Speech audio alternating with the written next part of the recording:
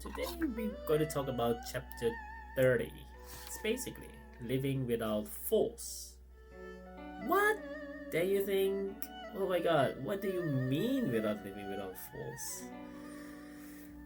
This is a very difficult one, but I try to explain it my way and hopefully you understand it. Living without force in basically one sentence is try not to use force.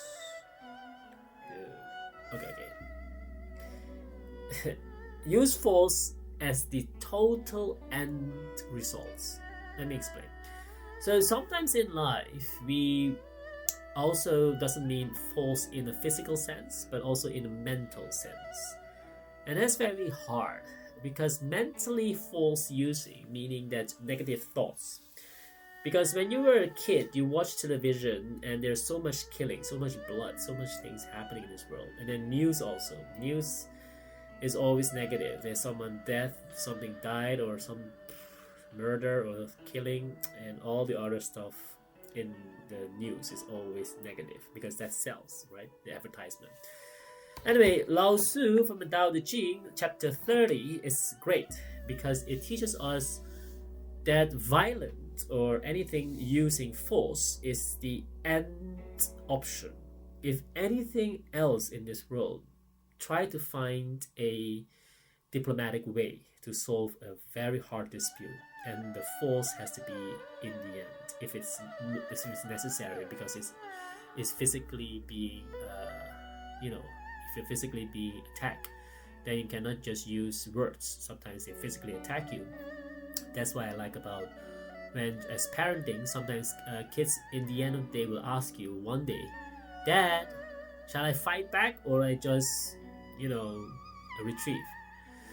I always say not that you don't fight, and also because most of the parents will give the advice never fight, just go and ask the teacher or a supervisor, and at the end of the day come to me. Sometimes the kids are so afraid also that the supervisor or the teacher are not doing anything, and then again being bullied also at school, and they may not talk to you as parents as well. But I will say to the kid that you know what to do, and that is the most important lesson I got from my parents as well, because sometimes you need to fight back, because using force, and my parents always say, is the end option. If you all the options you have in the world, do that first. Like Martin Luther King Jr. said it correctly, that if you rephrase it a little bit, that you don't fight violent with violent, you fight violent with love, right? And then you say, oh my god, what does it mean? All those scripture also say love your enemies. What do you mean? Are you kidding me?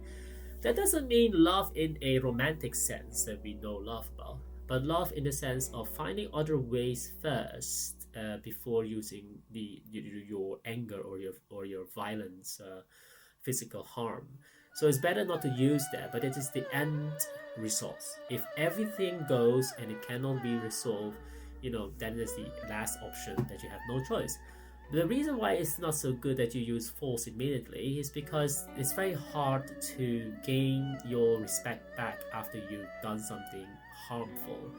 So living without violence is a very good advice for our living in this world, is that we have to be diplomatic first. Either countries with countries, people with people, neighbor with neighbor, and we try to settle things down diplomatically without raising our voice or without any physical violence. Of course, sometimes it doesn't help. I'm not saying that, like I said, the same analogy about the parent and kids, that sometimes you need to find the way what to do first. Maybe you need to call the government, the cops or anything to get involved so that, they handle the case professionally. But most importantly is that try to live without force, okay? Without violence. Try to also explain it in a way that your counter, what you call enemy, can even understand it, and they will be enlightened by you, and that because of you that they have seen the light, okay? Because sometimes people are in darkness. It's like what Eckhart Tolle says, the pain body, and they cannot help it. So all in all, let me read this chapter 30 for you quickly. It's amazing.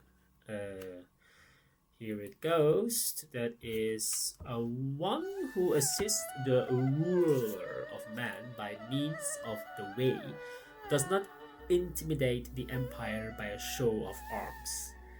This is something which is liable to rebound. Where troops have encamped, there will brambles grow. In the wake of the mighty army, bad harvest follow without fail. One who is good aims only at bringing his campaign to a conclusion, and they are not thereby intimidate.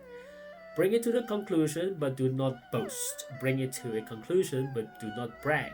Bring it to a conclusion, but do not be arrogant. Bring it to a conclusion, but only when there is no choice. Bring it to the conclusion, but do not intimidate. Alright, thank you so much. Let's go to the next chapter. Bye.